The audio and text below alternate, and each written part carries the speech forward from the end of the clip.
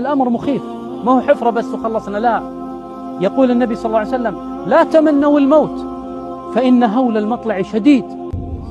أمر مخيف حقيقة، مخيف أنك تجلس لحالك، أنت جسدك يوضع هنا، ثم الروح تذهب إلى باريها.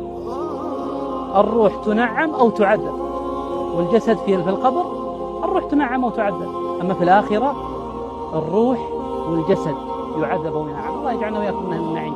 حقيقة يا إخواني، ترى يعني هذا منزلك.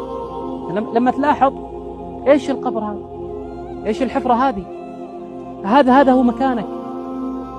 النبي صلى الله عليه وسلم يقول: القبر أول منازل الآخرة، أول منازل الآخرة القبر.